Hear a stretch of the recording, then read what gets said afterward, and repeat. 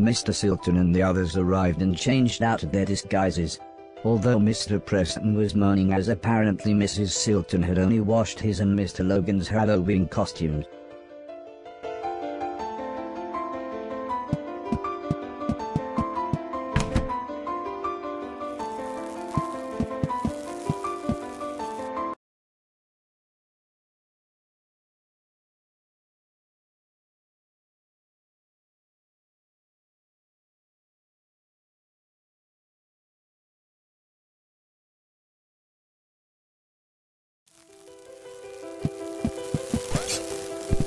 The office was deserted, but it looked like people had left in a hurry. Various computers had been left on.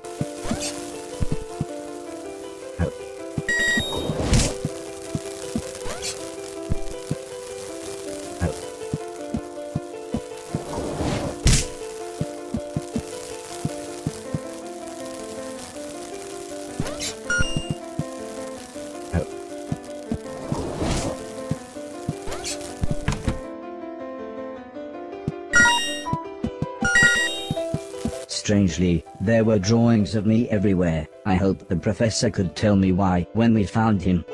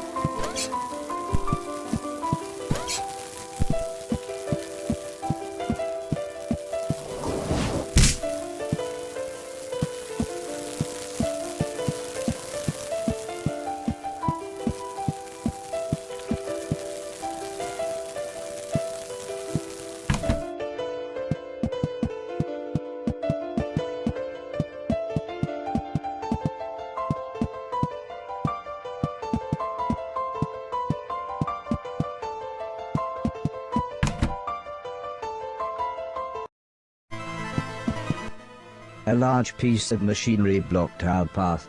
Mr. Silton smiled when I asked what we should do next. I knew straight away that he didn't mean Mr. Preston or Mr. Logan when he said, "Someone's gonna have to climb inside." It seemed we could use the computer to move chunks of the machine around. I knew I needed to make a clear path, as it would be me that would be going through it.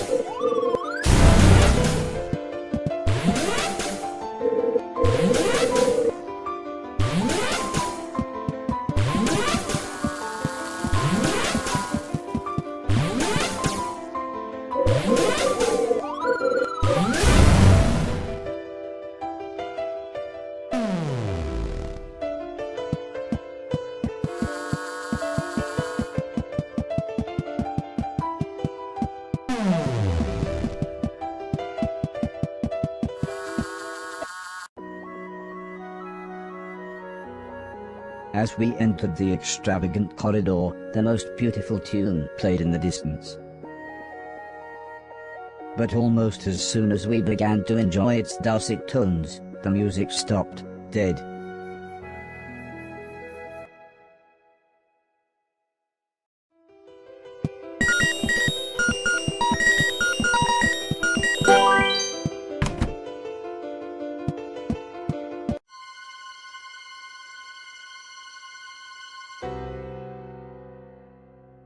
The professor was dead, but everything seemed wrong. He was old, very old, maybe 20 years older than when I'd last seen him. Mr. Silton sounded very sad when he said, "How did anyone even get in here? I don't know what to do now. I suppose we'll head back to the train station."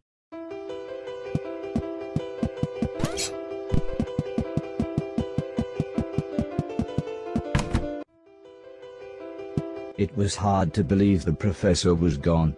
Although he was always suspicious of me, I was sad to think I'd never see him again.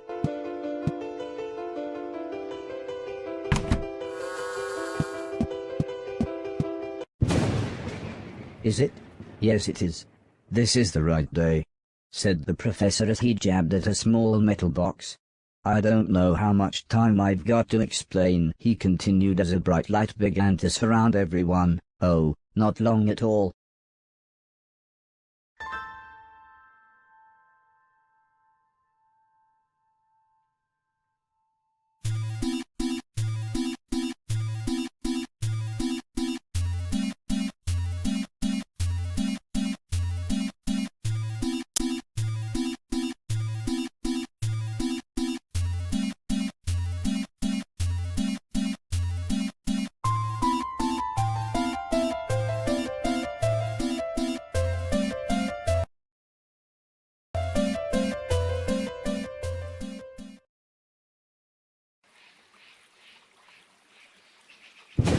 We had reappeared just as smoothly as we had left, but we were somewhere very different. Mr. Preston and Mr. Logan were speechless, but the professor just continued studying his box. Looking back, I suppose I was rather stupid, as I ended up chasing a beautiful butterfly. I was lost, but soon I realized I wasn't as alone as I thought.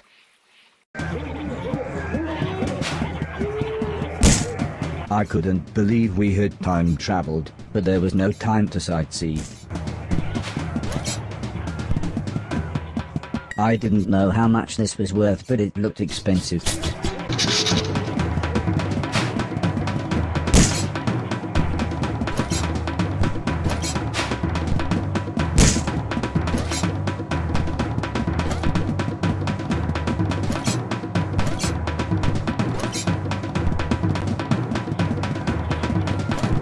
The prehistoric world looked like paradise, except for the killer cavemen.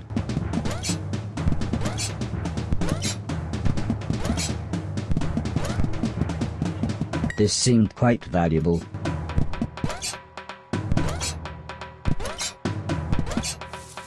I would have liked to have a look around, but I had to get back to the others.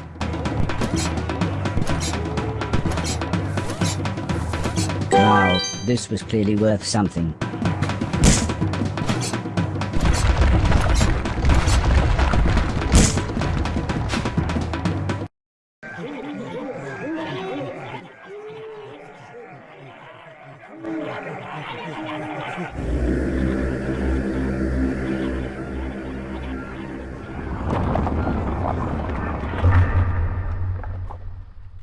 After literally 10 minutes of Mr. Preston and Mr. Logan saying "whoa" and "dude," the professor began to explain, time travel, if I can find the correct point in time, then I should be able to, well, make things better. I suppose it's like we're in that excellent movie, chuckled Mr. Logan. Back to the Future? Replied Mr. Preston. No, that excellent movie. Back to the Future 2? Time Bandits? Time Cop? Terminator? Groundhog Day? Groundhog Day? Groundhog Day. The box let out a loud bleep as the professor gave it a heavy thump. This damn thing's so dependent on the maths used to calculate where the Earth is at any one point in time and space, that it's almost random where we'll end up, or even how long the time window will stay open. That last one was the shortest I've had yet. Although obviously apprehensive of our situation, I think Mr. Preston and Mr. Logan were too excited to really pay attention. But they were far less excited when I asked what his longest stay was, and the professor replied, about 15 years. I was stranded in ancient Egypt for so long. They had me build them a steam-powered robot. You should have seen the things they had it build. Yes, wonderful things. It was like I was Thoth incarnate, or the modern Prometheus. Speaking of which, robot, have a look around, see if you can find anything to make a fire.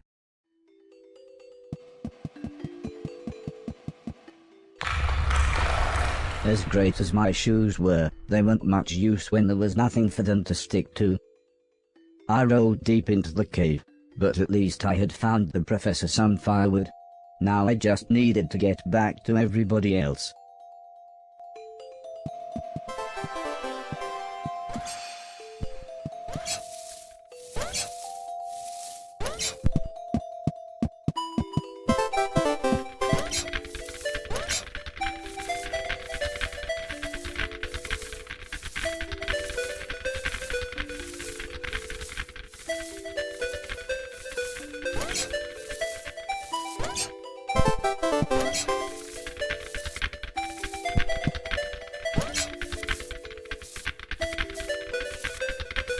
It may seem ridiculous, but I really did fall this far into the cave.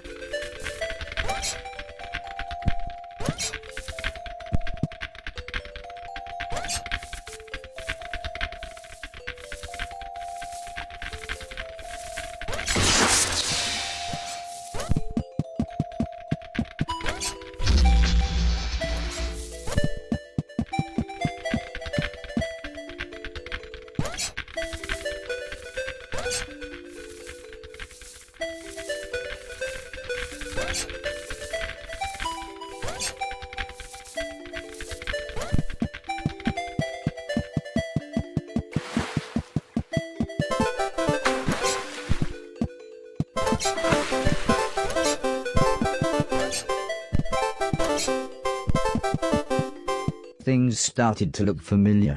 I was pretty sure I was nearly back where I had originally fallen.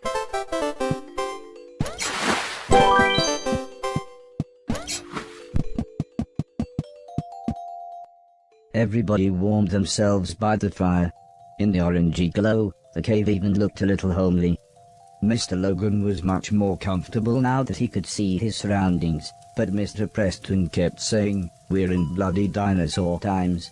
The professor laughed. He pointed out that there was 65 million years between dinosaurs and the emergence of man.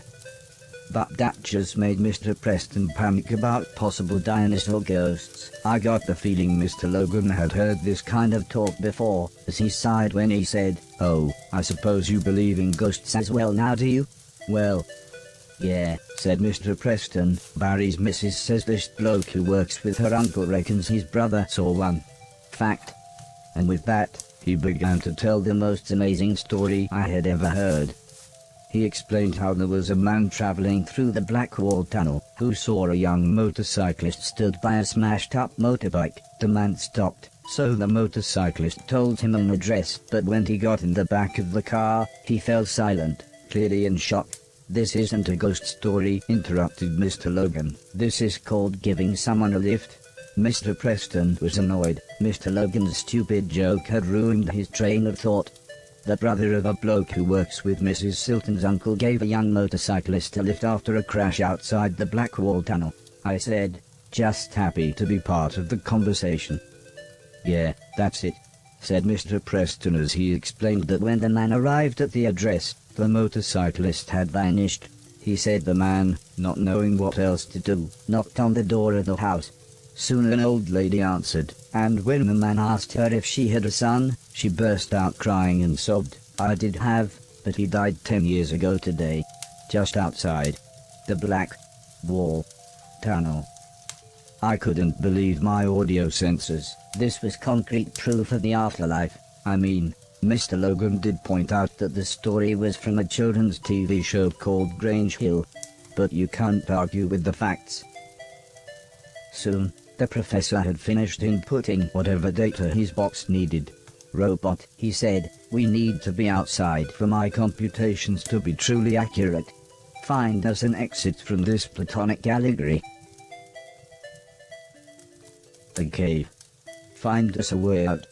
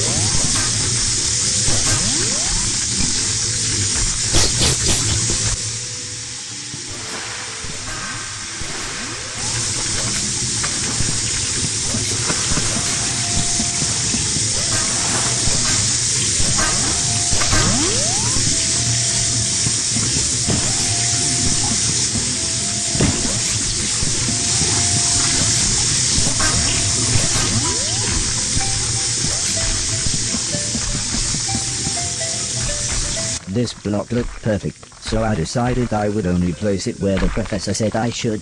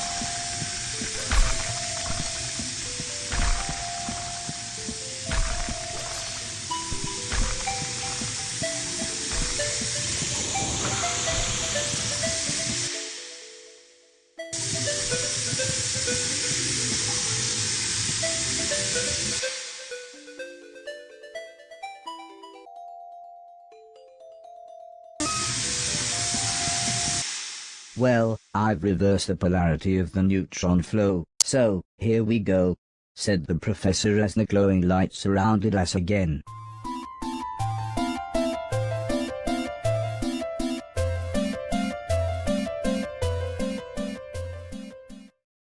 "This is it," said the professor as he looked around. "Oh no," he gasped as his expression became far more serious. "It's the wrong time."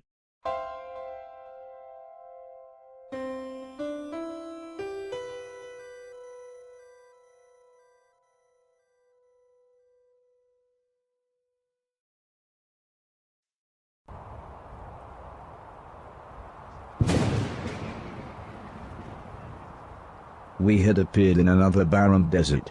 I was beginning to think that the past was made of nothing but sand. The professor looked concerned as he examined his box. It was then that we realized we were completely surrounded. The men seemed to think I was some kind of god, or, as it turned out, some kind of sacrifice.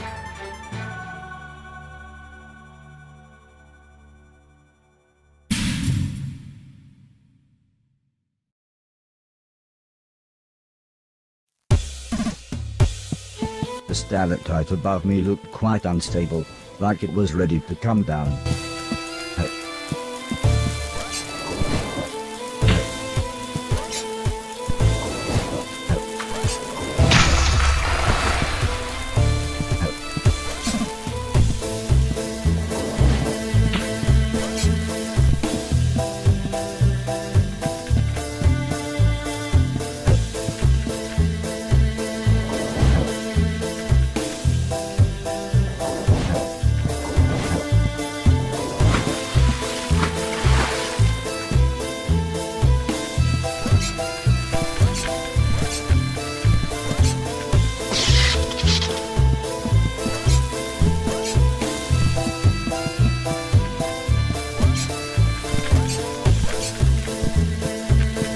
Some things were worthless junk, but this could be sold for a decent price.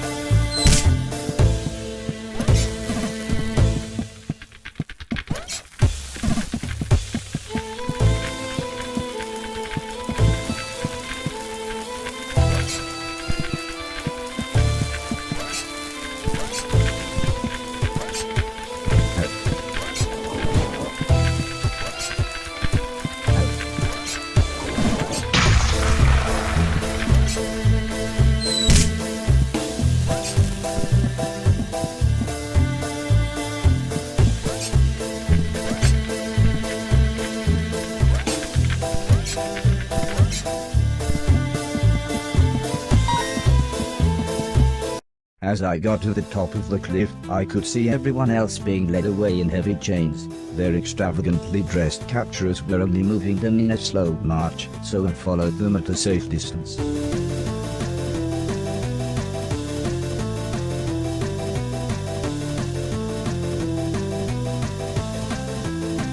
Strangely, the men seemed to ask the professor something, who nodded in agreement.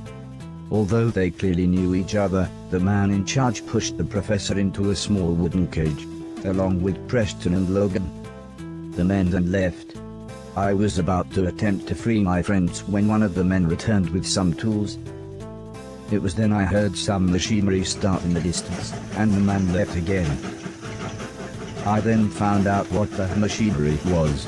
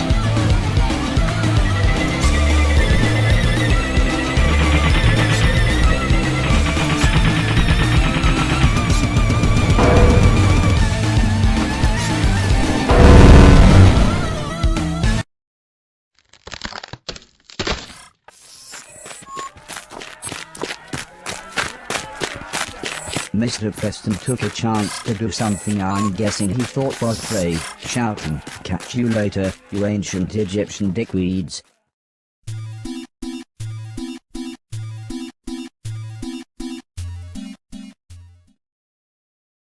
"This looks right."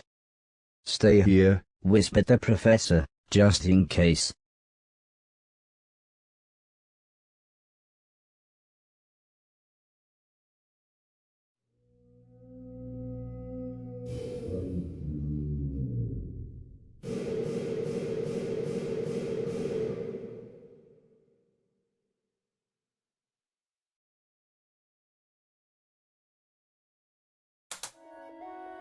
"Sorry to take you on a less than excellent adventure," whispered the professor, his voice slowly weakening, "but I knew you needed to see these things.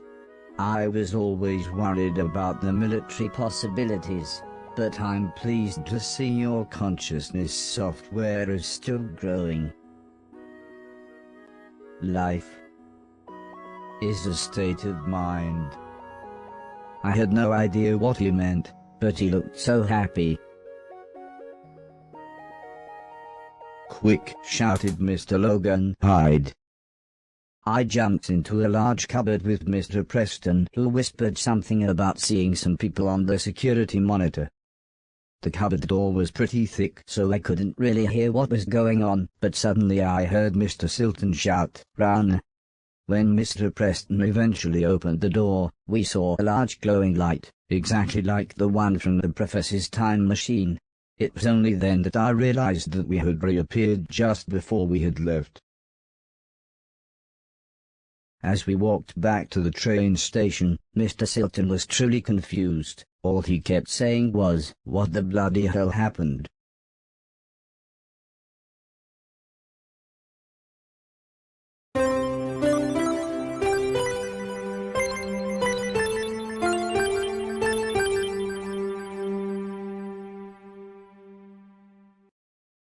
Soon we were all gathered around the dusty blackboard back at Mr. Silton's house. He was explaining what was an increasingly complicated plan. "And that, ladies and gentlemen," he said, "is the plan of the century."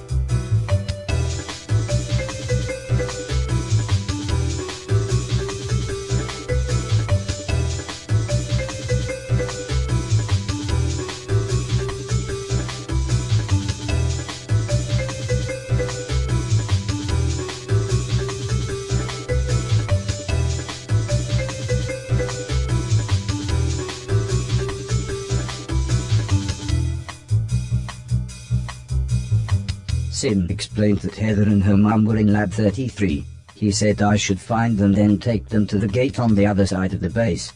I nodded, even though I must have looked terrified. "I'll need to register these two," he continued.